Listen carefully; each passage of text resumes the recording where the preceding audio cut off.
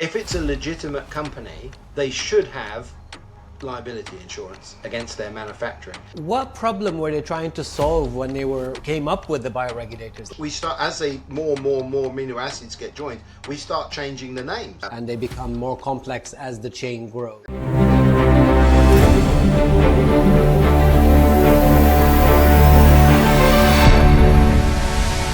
Well, welcome back, everyone. Today, I'm joined by Phil Micans, one of the longest standing voices in preventative and regenerative medicine, and one of the people most responsible for introducing peptide bioregulators to clinicians outside Eastern Europe. Now, Phil's background spans pharmacy, biochemistry, nutrition, and preventative medicine.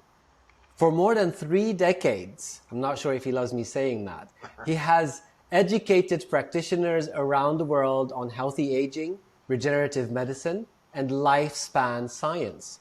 He is the co-founder of International Anti-Aging Systems, editor-in-chief of Aging Matters magazine, and co-editor of the Lifespan Medicine Journal. Most people listening have heard of peptides such as GLP-1 agonist, BPC, growth hormone, etc. But very few, to my surprise, have heard of peptide bioregulators, despite them representing one of the oldest and perhaps most intriguing branches of peptide science, at least for me. And I think hopefully Phil will agree with me. Their story began not in Silicon Valley or the biohacking world, but inside Soviet military, aerospace, and research programs. Scientists were searching for ways to preserve health, resilience, and cognitive performance under extreme conditions. Now, that work, led by Professor Vladimir Kavanson and colleagues, evolved into an entire field of organ-specific peptides designed to support healthy aging. Today, we are going to explore the history briefly, the science mainly, the evidence, the controversies, and where peptide bioregulators may fit within modern healthy aging. Phil, welcome to Becoming Limitless. Such an honor. Thank you, Dr. Elie. Great to be here. I want to jump right in. I'm so excited to hear a lot more about what you have to say about all of this. I've been looking forward to it so much. In simple terms, what are bioregulators for those that really want to understand, that side of it? Sure, absolutely. Well, bioregulators, as defined by the work of Professor Vladimir Kavanson, who you just alluded to, are short chains of peptides. Now, peptides, as you know, are made up of amino acids, and you, even at just 2 amino acids conjoined, you get what's called a dipeptide. Okay, and then that chain, as you know, can go on and on and on, and we start, as more amino acids get joined, we start changing the names. We might call them proteins, or we might even call them hormones. There's a cutoff, right? Like 49 or something? It's about 50. About 50. About 50, right? Like, I think it's, what is it? Insulin is like 50? Yeah, I think it's 50. But but it's unusual to get them that long, to be perfectly honest. But right. You mentioned growth hormone a moment ago, and growth hormone, of course, is 191 amino acids. So it's a particularly long chain.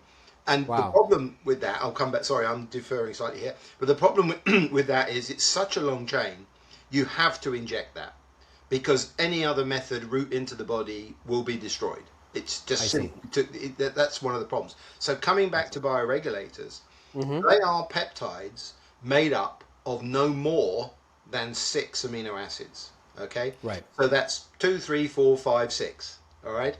Now, most of them are actually 2, 3, 4. Okay, but some of them are 6, and we'll get into that if you want to. Why is there a difference? So they are particularly short. They are found in food groups, okay, and they, according to the work of Professor Kavanson, it all comes back to him at the end of the day, and his team, of course, at the Institute of Biogerontology in St. Petersburg, which is still going today, and a very prestigious institute it is.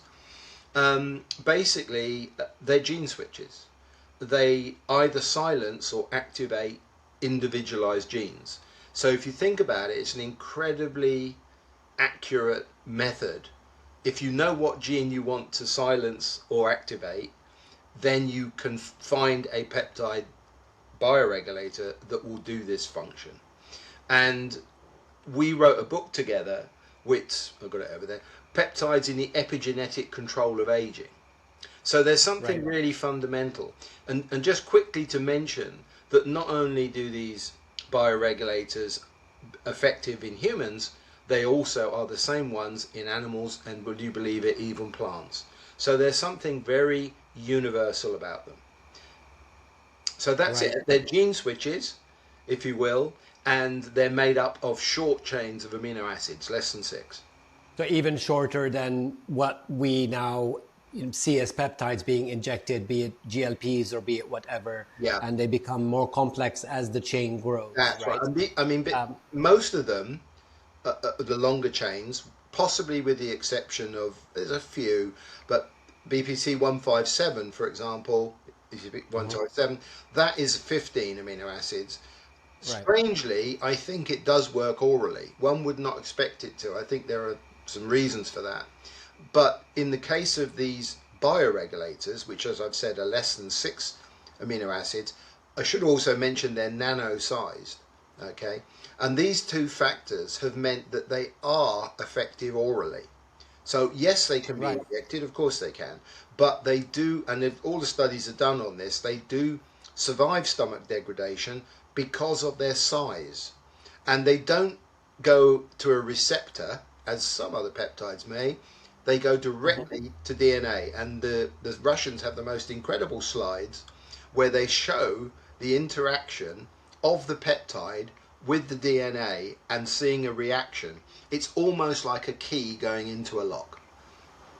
That's amazing. And they're harvested from all different sources, right? They can be.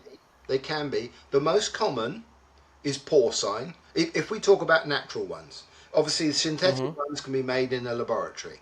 Okay. Right. And I'd be happy to explain some of the differences between synthetic and natural in terms of their efficacy. But what you see with the naturals is 2 prime sources. The most common is porcine. That's a pig, obviously. The second is bovine or cow. Now, there are other people doing it from fish, and I've some doubts about that. I've even heard of somebody doing it from rabbits. Don't know how anyone feels about that. But, you know, yes, there are different sources, I see, okay.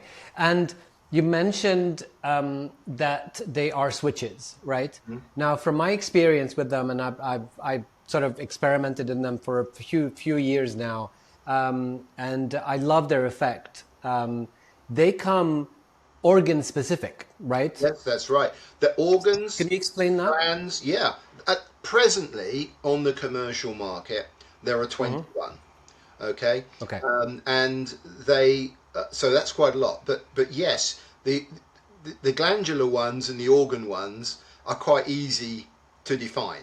So liver, kidney, lungs, heart, testes, ovaries, thyroid, thymus, adrenals, you know, pineal, very important one, pineal, etc. But there are also prostate and I said ovaries, but there's also some slight oddities like muscle and some other tissues. But you're absolutely right. The vast majority are either glandular or organ specific. Right. And so how do they work in that sense? When you say they are switches, when you take, for example, dealing with, men over 50s, 60s, etc., for testes, let's say, you take bioregulator for testes. What is it supposed to do? What switches would it work with? Okay. Well, basically, what you're doing is you're activating some of the genes that are responsible for the production of testosterone. Now, let's just point out a couple of things straight away. If a lady, this may be no surprise, but I think it should be pointed out. If a lady takes the testes bioregulator, guess what? nothing happens. Because, Okay. contrary to popular belief, he doesn't have any testes.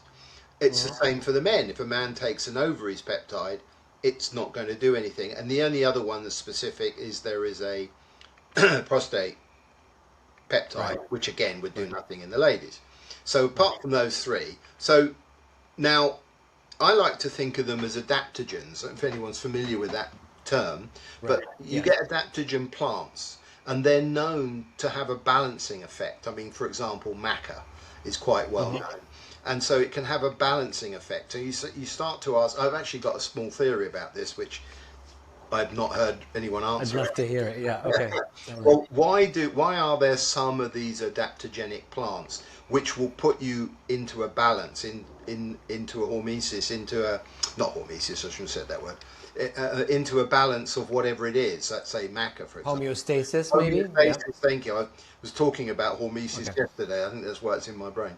Yeah. Um, and so why is that? Nobody has actually explained why specific plants can do this ability. I wonder if some of these plants have some peptide bioregulators in them. Okay, because that would make sense. We know about these specific bioregulators, and if they were found to be in some of these plants, and I can tell you of one of the last things that Professor Cavenson was involved in before his untimely death, unfortunately, a couple of years ago, was working with the University of Tel Aviv on how to make strawberries grow better in the desert. And you have to forgive me, I don't know which peptides they used, but they gave the same strawberries, if you will. They did the regular job on these ones, and then they gave these ones some peptides, and they found that the ones that were given the peptides grew about 30% more fruit. Okay, Wow. and that is a number, 30 to 40%, 42 being the magic, is a number that comes around a lot.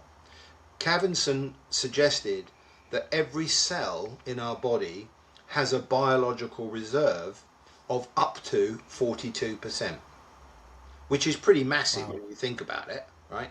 And Yes.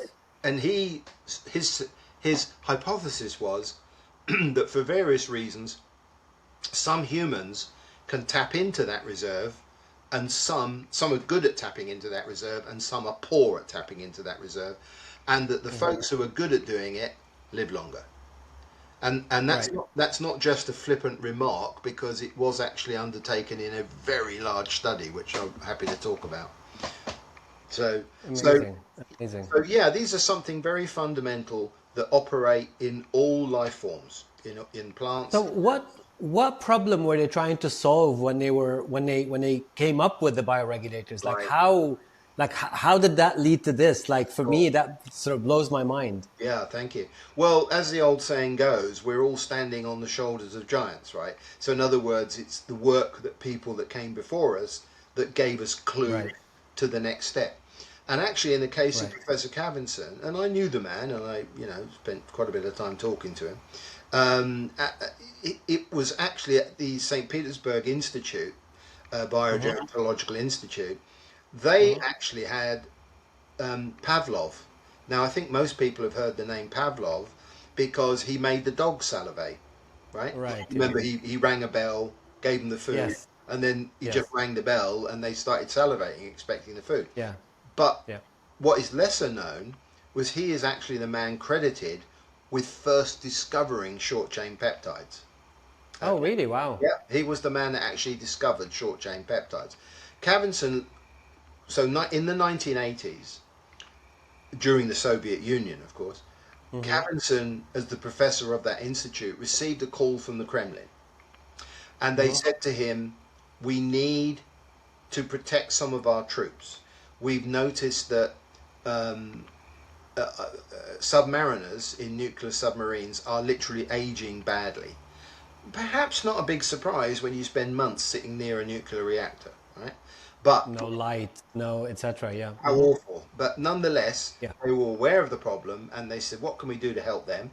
They also saw it in cosmonauts returning from long periods in space, of course. Okay. And so that was another concern. And also, I believe the Americans had designed some battlefield weapons. One apparently is a laser that if it's shone across the battlefield, anyone seeing it will go blind.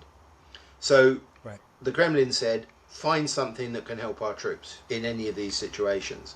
So Kamen-Son, knowing about short-chain peptides and the work of Pavlov, thought, I wonder if we could delve deeper into these.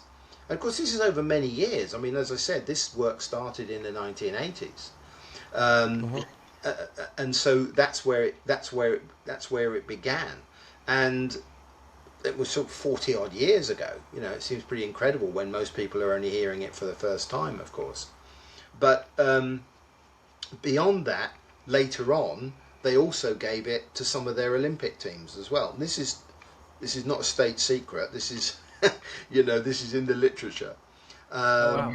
And there were some real odd, strange cases amongst all that. Can I give you one example? Is that okay? Of course, yes, please. So during the last London Olympics, and forgive me, I can't remember the exact date, but it wasn't so long ago.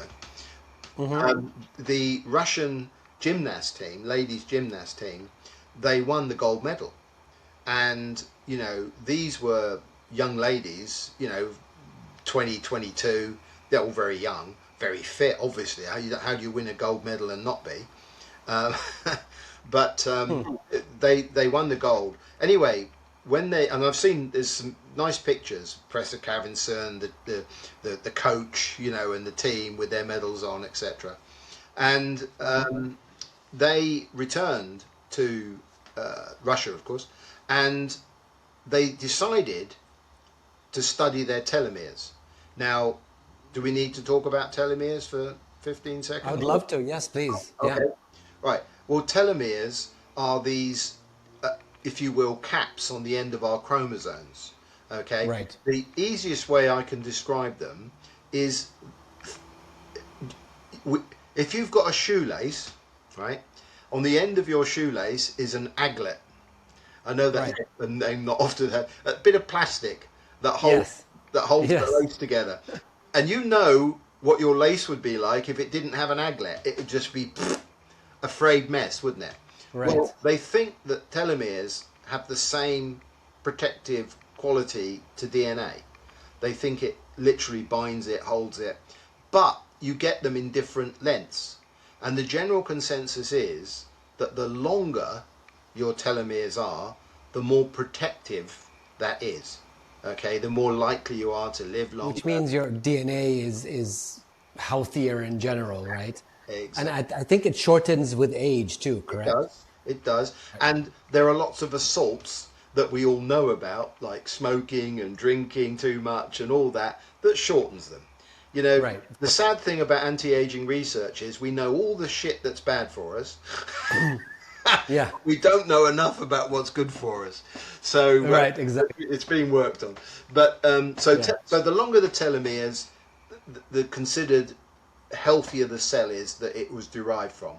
And of course the telomeres can be different lengths depending on what you're testing, obviously. Although you can get an average. But the general consensus is you should know what your shortest length is, because it's like a car. The tyres may be in great condition, but if there's no oil in the engine, does it really matter, right? So in other words, if we think of ourselves as machines, very complicated machines, but machines, like a machine, we're only as strong as our weakest part.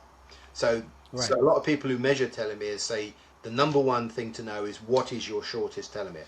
So shockingly, these 20-something-year-old girls who just came back from London having won the gold medal, of course had been through a very intensive exercise regime leading up to and during, and the whole stress of, you know, representing your country and all eyes of the world on you and all that sort of thing.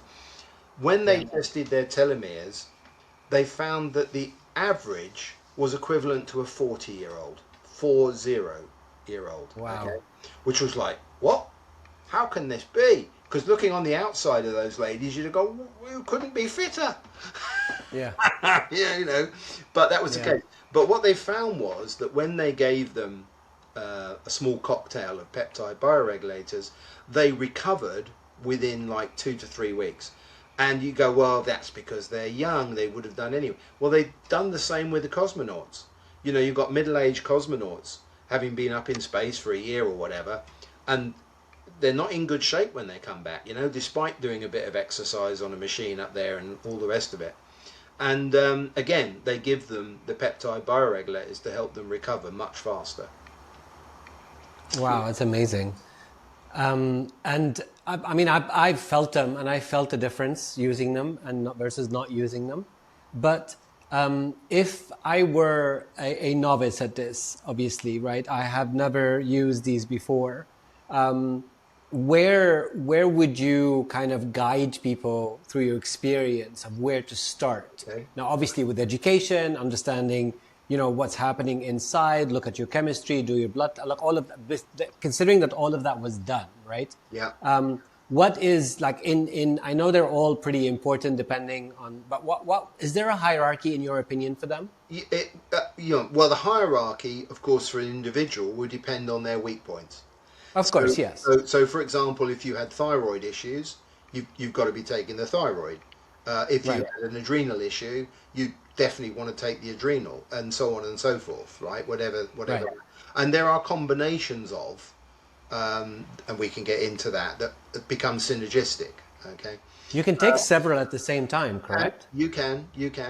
I always say in this game, there's a meter. Okay, there's the gas meter, and the meter on one end has cost, and on the other end has convenience.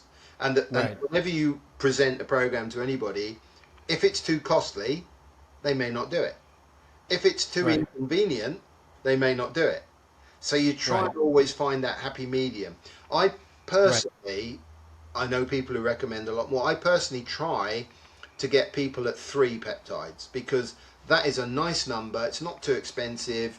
It can do a lot, etc. So coming back to your question, yes, absolutely. If you have a known issue, problem, weakness, you go Focus on that first. if you don't have a particular weakness, you've had a nice test and everything looks pretty good actually, then you might want to look at family history, right?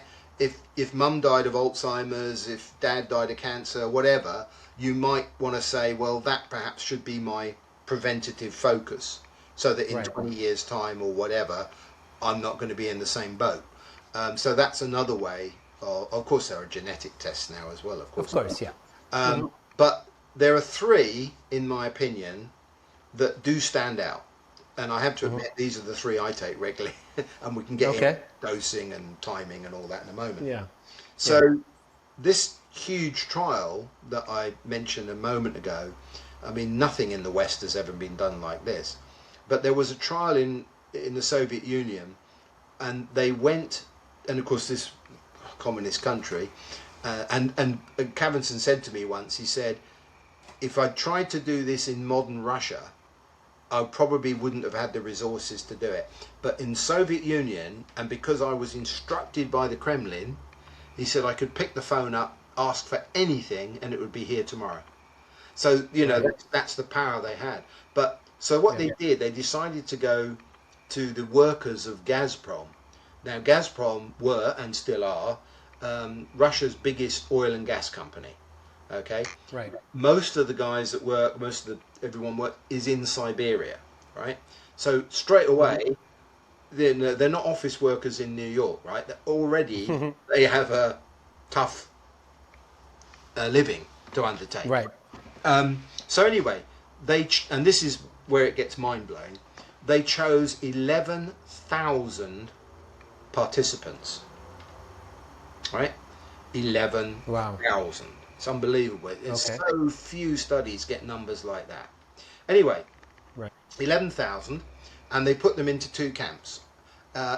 If I remember rightly, there were more in the placebo camp. There was like 7 or 8,000 in the placebo camp, and there was 3 to 4,000 in the peptide camp. And the people in the placebo camp, they got vitamin pills, right? And then the people in the peptide camp, they got 3 peptides. They got thymus, they got blood vessel, and they got pineal. Okay, and we'll touch on what that means.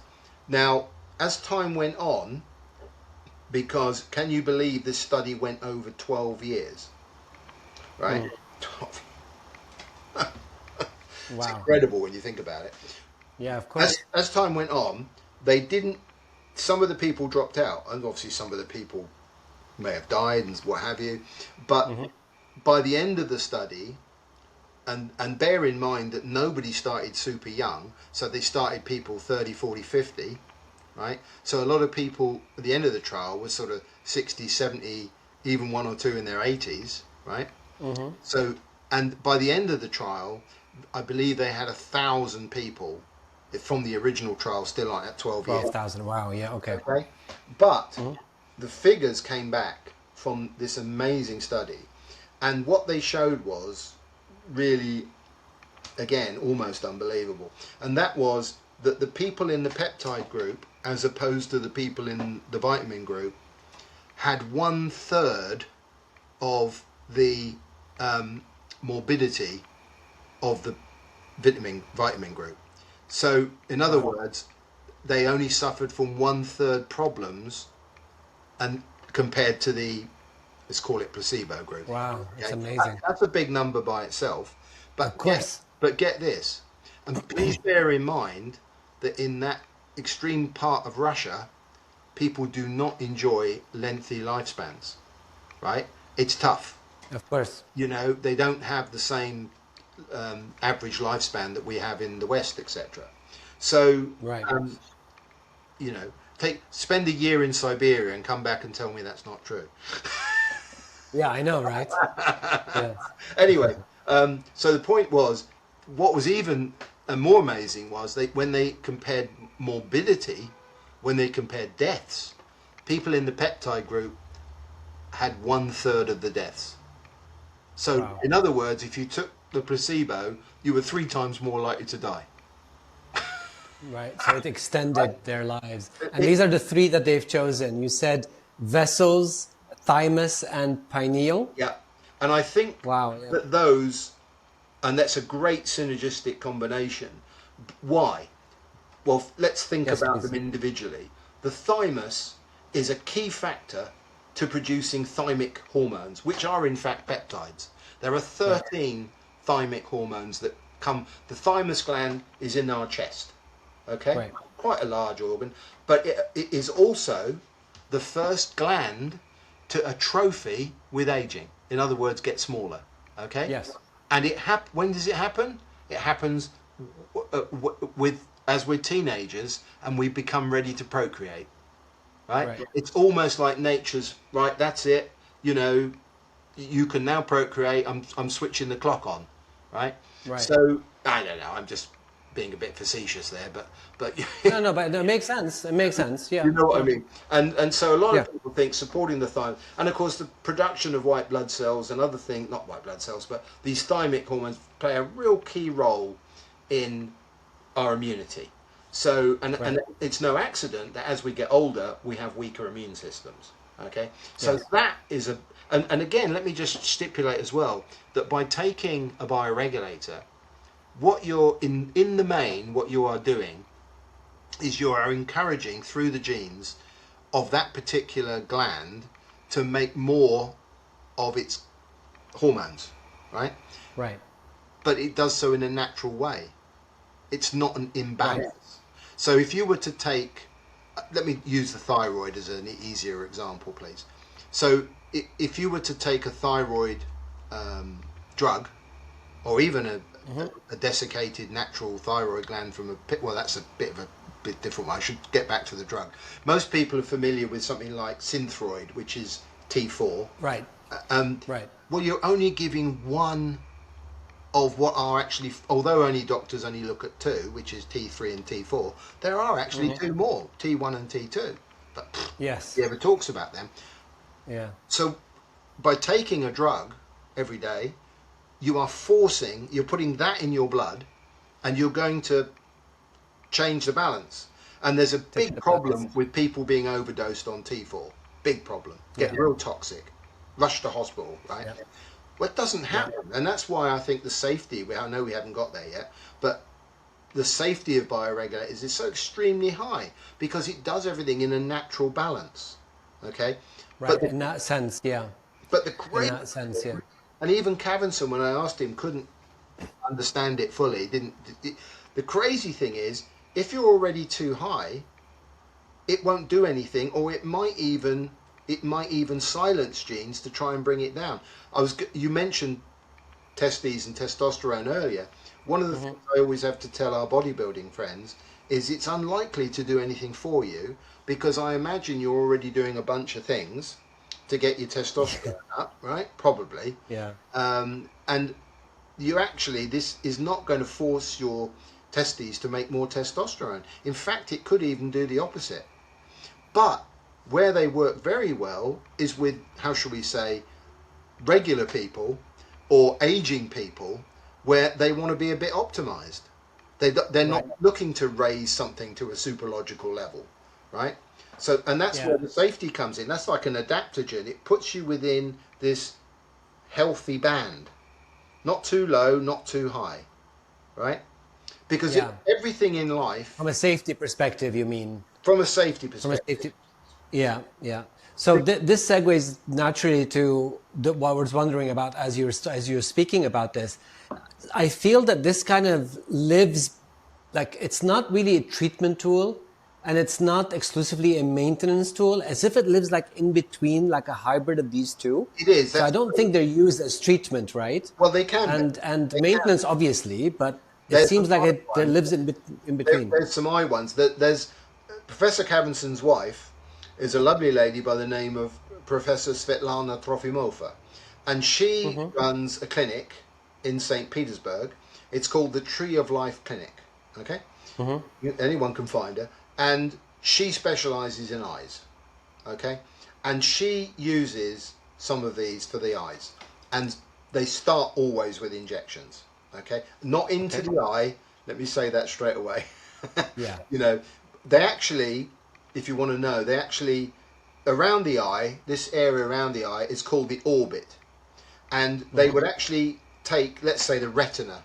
There's a retina bioregulator, for example, and they would just make pinprick injections into the skin around the eye like that. Right. And they do that for about 10 days, and then they might do some other stuff. I'm not saying that's the only thing, but they would send the patient home with the capsules to take while they're not in the clinic. They have had some remarkable success. You know, I can imagine. there's one disease called retinitis pigmentosa, which is, no one in the West can treat that. No one, right? And I've seen some of the before and after results. It's incredible. It's absolutely remarkable. But I mean, for most people, however, now these are amazing cases, and I'm thrilled to hear that, you know, they're being used as interventions for something as serious as, you know, losing your eyesight or other, you know, major diseases that we don't have treatments for. But for most people that are looking to this is where the mainstream is right now, isn't it? Yeah, Where yeah. people want to always to optimize themselves. That's no. It shouldn't. So it kind of lives in between, right? It does. So, Dr. Elie, can I tell you another one of my stories? yes, please. Just, please. I hope people like them because it's a way of remembering things. Okay. Yeah, So no, absolutely. I love them. So let's say you're a person who's interested. You want to stay healthy, of course. You want to put an edge on things, let's say, like that, or you want to be still as good as you are today in 10 years' time, or whatever the case may be. Where does it fit into the grand scheme of everything? You know, we can all switch on our Facebook pages, and I certainly get inundated with people selling everything from, I don't know, omega fish oils to combinations of herbs or whatever it is, right? Vitamins, minerals, whatever. There's a and loads of peptides also, and loads of peptides, which is the Wild West, actually. Yes, exactly. There we go. But so where do these bioregulators fit in to the whole scheme of things? The way I thought about this for a while, and I thought, it's not a bad way of describing it. So you're working on a building site, right? And that building site is your body. Okay? Now, you look around the building site and you see that you've got sand, and you've got cement, and you've got bricks, and you've got everything you need to make a house. Right. And so let's assume that those things are the building materials. They are the vitamins and the fiber and the, and the minerals and all those things that we try and ingest from our food. They are the building blocks, okay? But no house is going to be built unless the foreman, or possibly the architect, comes along and says, right, put that there, and put that there, right? Now they can be thought of as our genes, the instructions. The epigenetic, The blueprints, whatever you want to call it, okay? Right. And vice versa. What is the point of the foreman and the architect turning up if nobody's delivered the raw materials? What can you do? You're still stuck. So what we have here is a hand-in-glove situation. So you've got the building blocks materials from your good diet and maybe some other supplements, and now you're giving specific instructions from these peptides, which are gene switches, to get on and do the work.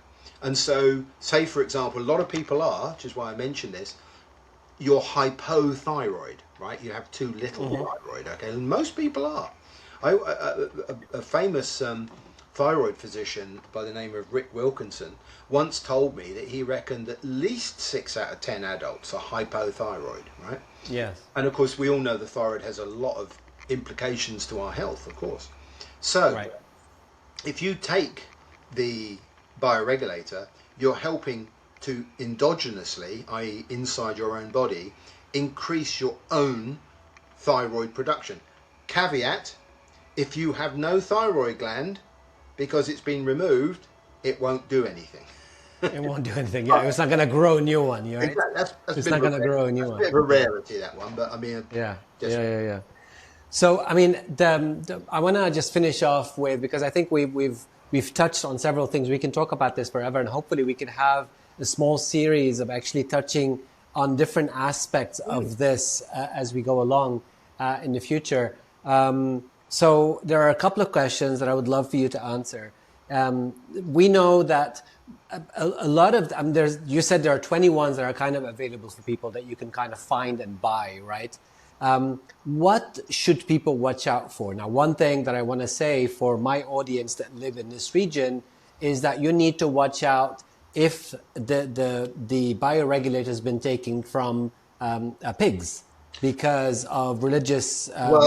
true, but I've got something to say there, Dr. Elie, if I may. Okay, please do. I understand that point of view entirely, don't get me wrong, but the extraction process that is used takes over 3 months, involves freezing, it involves filtration, and actually the end result of that, this is such a fine process.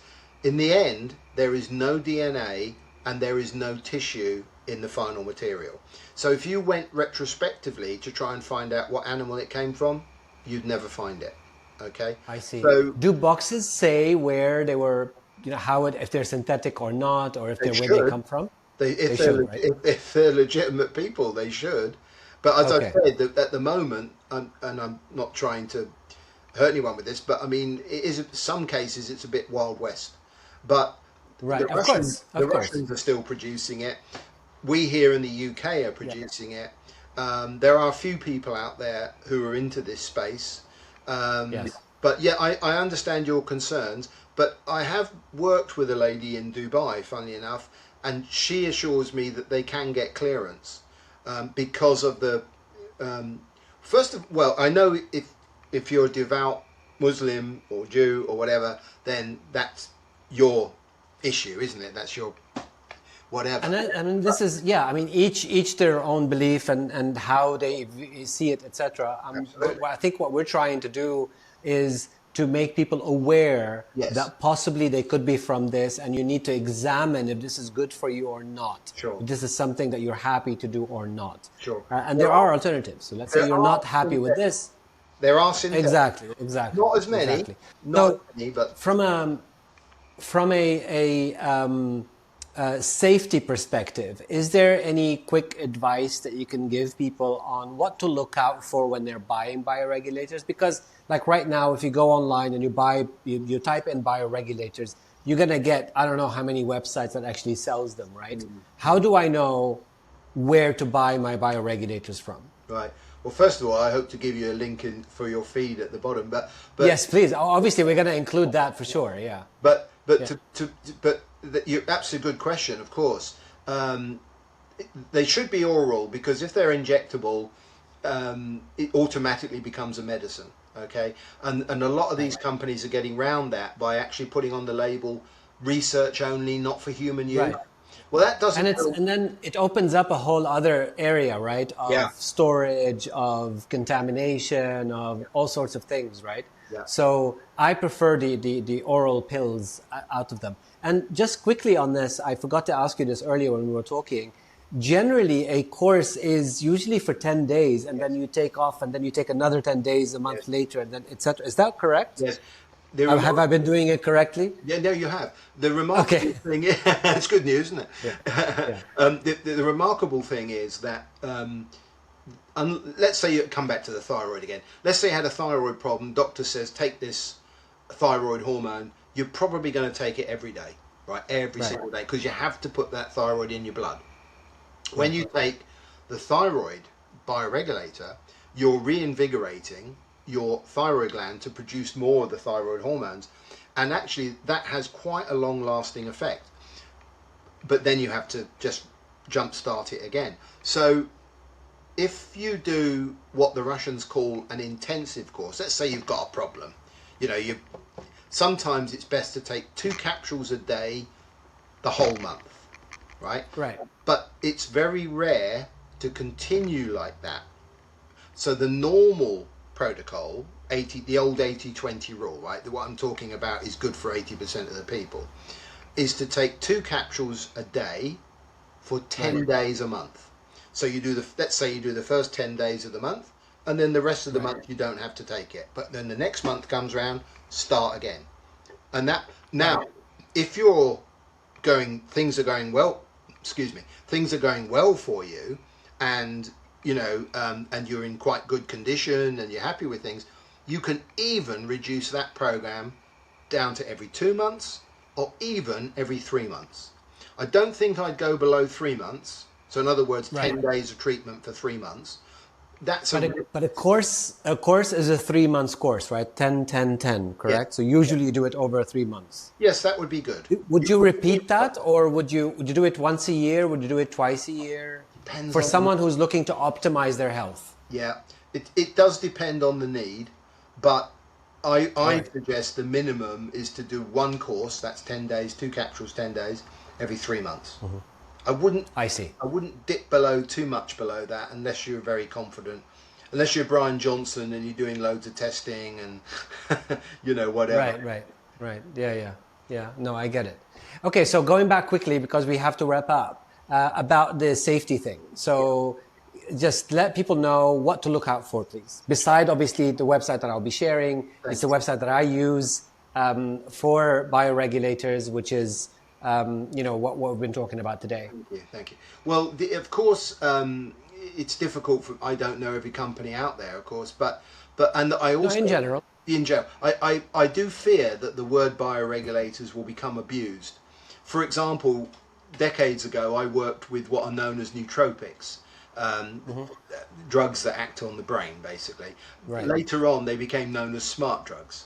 Okay, that's a wide term, but the word nootropics was given very specific 6 criteria by a doctor called Gagera from Belgium, and yet later on people didn't care. They didn't. It became everything. And I fear slightly caffeine, that bioregulators will go the same way. That companies will use that word, and yet they won't be gene switches. They won't be short chains of amino acid, as I described at the beginning. So that concerns me slightly, but. There are some very specific numbers that should be written on the box, but that doesn't stop nasty people not just copying that. It's like a letter and a number, A1, A2, it means something to me, but if you're not in the business, I mean, one of the things I said recently on a peptide chat group, when somebody asked this question, I'd say, well, if you really want to, ask them about their liability insurance. Right? If it's a legitimate company that's producing to the international standards, they should have liability insurance against their manufacturing. If they haven't, then who knows what they're doing? Right? Exactly. They don't care. And yeah. You could ask that question. Anybody that's following Cavinson's research, like we do, is of a high standard, because he, without doubt, was the key man and the production standards. There are a few companies, as I say, that are seemingly doing it properly, but the dose in a natural capsule is 10 milligrams per capsule.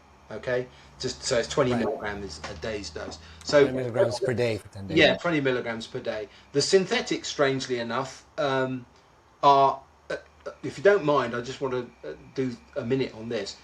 The synthetics actually are much lower dose. They're 100 micrograms, right? They're much lower. So you think, hang on a minute, what's going on here? So when I first went out to the Institute, I actually asked that question. I said, I don't understand this. I said, you sometimes they start people on synthetics and then they switch them over to the naturals. And I go, well, what's going on? Why do you do that? And they said, well, the synthetics tend to have a faster action. So I went, yeah. And then the naturals have a much longer lasting action. So, and it didn't sit well for me for quite a while. I couldn't explain difference until later on, when we actually studied the naturals. The synthetics were exactly that. So if you had epitalon, which is a pineal synthetic, you had 4 amino acids, right? If you then took epitalamin, which is the natural, it's horrible, I know, it's like learning another language. No, it's not. No, it makes sense. Which is the natural version. What we discovered was there were traces of up to 26 other amino acids, right? And nature works in a matrix, right? And that helps explain two things. It explains, one, why the weight of the naturals is much more compared to the synthetic, right? And secondly, why their action is much longer lasting. I think that matrix it's a bit like using natural vitamins against synthetic vitamins. I think we probably all know that most synthetic vitamins are almost a waste of money. So so I think that's useful to know.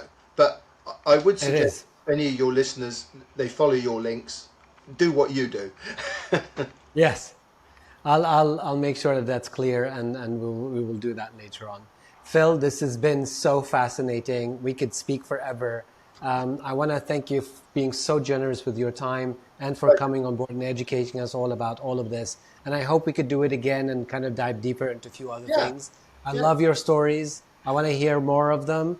And I hope to meet you in person very soon. Thank you. So thank you so much. And I look forward to catching up with you again very soon. Thank you. I hope your folks enjoyed it. Thank you very much.